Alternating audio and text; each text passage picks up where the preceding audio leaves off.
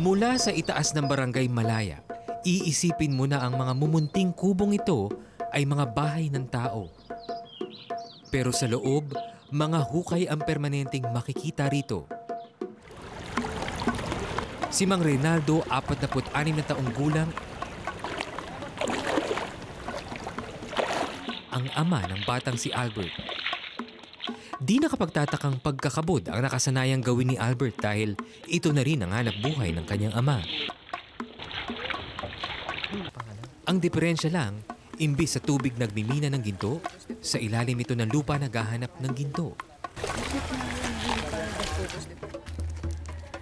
Mahigit 12 taon nang nagkakabod o nagmimina ng ginto si Mang Reynaldo. At ang kubong ito o botokan ang kanyang naging ikalawang tahanan. Kasama niya rito ang mga kapwa niya breaker kung sila'y tawagin, lumulubog sa balon at tagatibag ng batong kinakapitan daw ng ginto. Tila ordinaryong bahay kubo lang ang botokan. May lutuan, kainan at pahingaan. Pero di tulad ng isang bahay na seguridad ang inyong mararamdaman, sa kubong ito, peligro ang susuungin ng mga naninilbihan. Gaano po kalalim? Ang lalim po nito ay may mahigit 20, kulang-kulang 30. 30 po na. 30 lampos po yan ang tao. Katumbas ng... Yung... Kasi taas ko, mga 5 feet times 30, ganon. Napalilibutan ng pira-pirasong kahoy ang balon nila Mang Reynaldo. Ito lang ang tanging suporta para hindi ito gumuho. Sa itaas nito makikita ang isang blower, di kuryente at nakakonekta sa ibaba ng balon na siyang nagbibigay ng hangin sa mga nasa ilalim. Nakakabit din sa ibabaw ang dynamo na may lubid na siyang tagaangat ng mga sako ng rangkada o mga batong nakukuha mula sa hukay. Bago pa man dumating ang panahon ng mga Hapon, kilala na ang Barangay Malaya bilang isang bayan ng minahan. Taong 1938 nang mag-operate ang underground mining ng Tuba Malaya Gold Mines Incorporated na pagmamay-ari ng mga Amerikano sa lupang ngayon kinatatayuan ng Barangay Malaya. Pero nang magsimula ang World War II taong 1941, nagsara ang minahan. Pero nawala man ang malaking kumpanya ng ginto, kuminang muli ang mga pangarap ng mga tao noong 2013.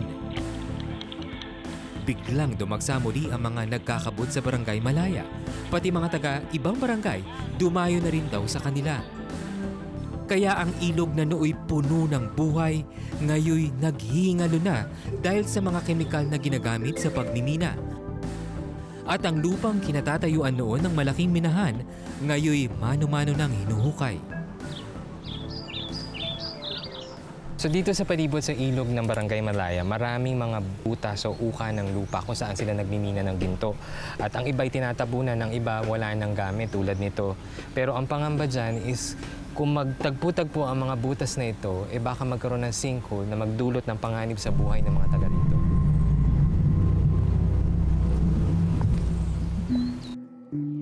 Sa ngayon, halos nasa 20 na raw ang mga hukay sa buong barangay.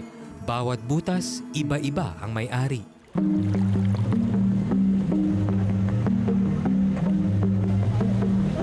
Magandang araw. Wait, nakita ko may butas doon sa ilalim. Ano meron? Ayun na po ang daanan namin, papasok sa ilalim. So may ilaw lang yan? Opo. May ilaw yan dyan, tapos wala na, yun ang mga gagana sa amin. Di ba nakakatakot na baka may isang butas doon tapos mag-collapse tong buong... Hindi, may mga ano po yan, timber. May pangharang. Oo. Sa araw na ito, muli na namang makikipagsapalaran si Mang Reynaldo. Lulubog sa madilim na balon, gagapang sa putikan at huhukay ng walang katapusan. Ano kalubalan, hindi mo alam kung makakaahon ba parang bukayo. Yeah, parang patibayan lang. Ito ang ginagamit namin sa pag-ilalim. Ilang tanlaw namin sa pagkakabod. Ito po'y ano laang, converted. Ito ang pinakatanlaw namin sa ilalim maigi. Sira na ata ang spot ko.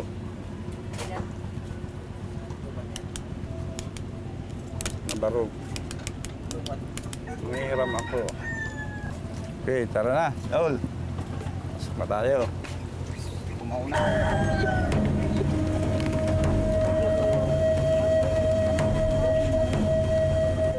Walang anumang suot na pangsuporta sa kanyang kaligtasan, agad-agad siyang bumaba. Brownout din ang araw na yon kaya hindi gumagana ang blower na sana'y magbibigay ng hangin sa ilalim. Kasya raw ang 7 tao sa ilalim ng balon. Sa loob nito, marami pa raw pasikot-sikot.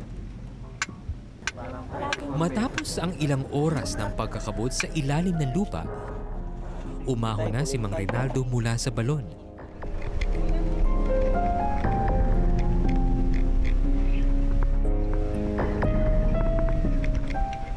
Maya-maya pa'y iniangat na ng iba pang kasamahan ni Mang Reynaldo ang sakong may mga bato, laman ng pag-asang makakakuha ng ginto.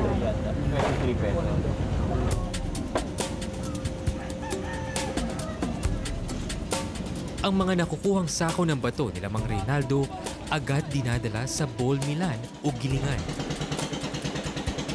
Dito dudurugin at pipinuhin ng mga bato. Lalagyan ng asoge at bibirikin para humiwalay ang mga buhangin sa ginto.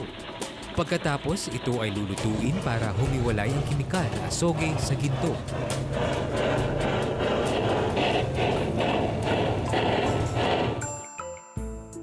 Ang mga butil ng gintong nakukuha ng grupo nila Mang Reynaldo, binibenta ng kanilang financer sa mga tindahang bumibili ng ginto sa kanilang barangay.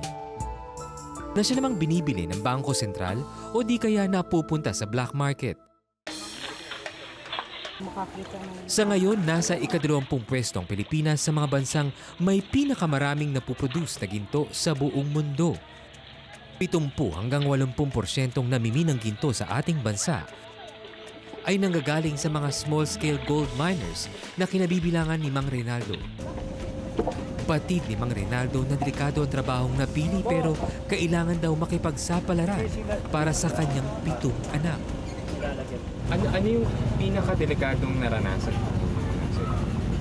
Naranasan ko na rin po ang mabagsakan, mapoison. Huwag ka lang masira ng loob. Bagsakan ka, kayong pang gumapang lumayo sa bagsakan na yun. Lumayo ka para pagka pong mamatay. Pag alam mo yung poison, amoy palaang na gaganon ang dibdib mo, sasakit ang sentido mo. Noo, huwag ka nang tumuloy. Mahon ka na. Gaano man kapeligroso, hindi natitinag si Mang Reynaldo.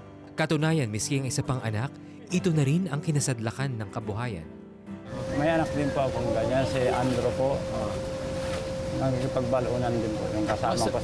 Ano pong pakiramdam ninyo? Ay, na yung pala anak din yung rin po pala kasama nyo sa balunan.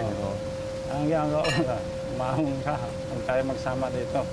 Baka pag nagkabagsakan, pares tayo patay dito. Kawa ka naman. Kaya ako malusog.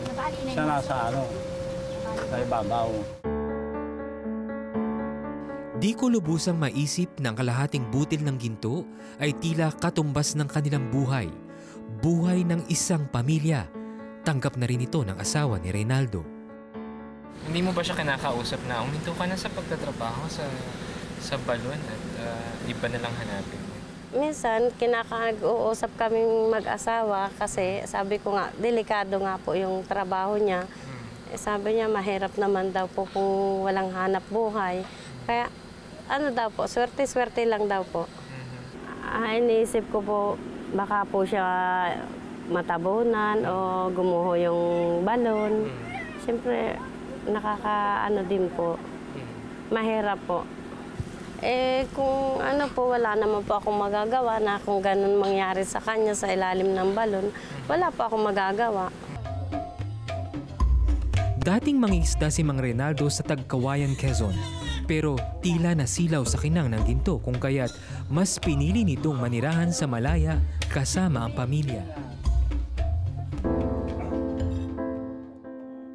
Hindi naman daw umasenso ang buhay nila Mang Reynaldo simula nang manirahan sila sa Malaya at magmina ng ginto. Ang nagbago lang, mas lumaki pa ang kanilang pamilya. Nasutihan po ang paggiginto. Hanap bulag po yan. Hanap bulag ang tawag. Pag sinerte ka po, 3 hampos pa lang yan. High grade ka na. Ang mga anak nila Mang Reynaldo at Aling Anita mistulang naiguhit na ang kapalaran tulad ng kanilang ama. Ay, wala na akong no choice na ako magpunta lang Maynila. Dito nga talaga. Ano ang pangarap ko sa mga anak? Hindi lang kaya ng gastusin sa pagpapaaral. Medyo positibo ba pakiramdam niyo na matatapos niyo yung pag-aaral niya? Hindi ako.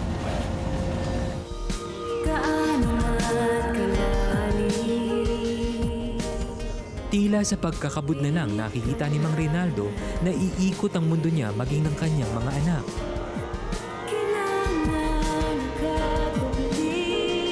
Kung may nakikita man siyang kinabukasan, ito ang madilim at walang katapusang lalim ng mga balon. Gaano man kadelikado, susuot at susuot pa rin sa butas. Magpapaalipin sa kinang ng ginto, kahit ang kapalit man ay ang mismong buhay nila.